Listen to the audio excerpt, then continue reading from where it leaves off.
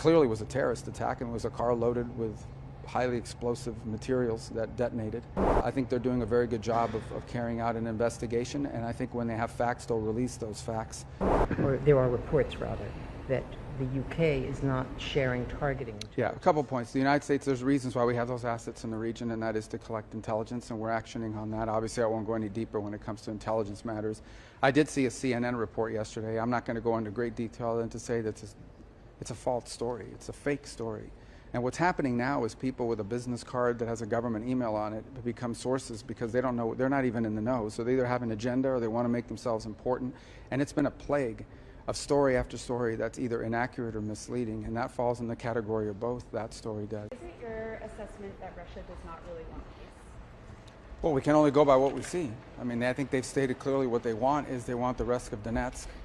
And obviously the Ukrainians aren't going to agree to that. So what we see now is they continue long-range strikes into Ukraine, obviously to degrade their electrical grid and try to demoralize the country or what have you. And they've made some gains in Donetsk, and they're losing 7,000 soldiers a week, 7,000 dead soldiers a week from Russia's side.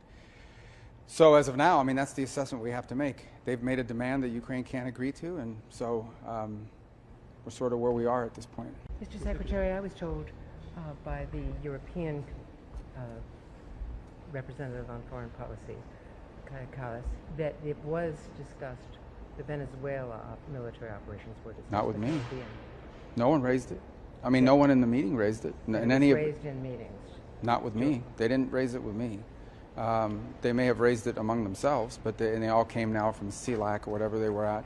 But it didn't come up once in any of the gatherings that we had, either last night or today. And will the Saudis get a security deal that is better than the deal that Qatar previously got? Well, we're still working through all that. I mean, obviously, all that will be announced just prior to or during the visit. But we'll have some good agreements to sign with them. A lot of progress has been made since the president's visit there. So we're working through that. I feel good about where it's at. There's still a few things that need to be tightened up. Nothing has happened in this entire process that has impeded our ability to identify drug boats and strike them. Without getting into details on the you mentioned that. Without getting into details, you'd like details. Okay, go ahead. You mentioned the story the other day is fake news. It's fake news. So. Has there been no change then in UK sharing of intelligence? We have very strong partnerships with the UK and other countries. Again, nothing has changed or happened that has impeded in any way our ability to do what we're doing, nor are we asking anyone to help us with what we're doing in any realm, and that includes military. It clearly was a terrorist attack, and it was a car loaded with highly explosive materials that detonated and killed a lot of people. But I think they're doing a very good job of carrying out an investigation, and I think when they have facts, they'll release those facts.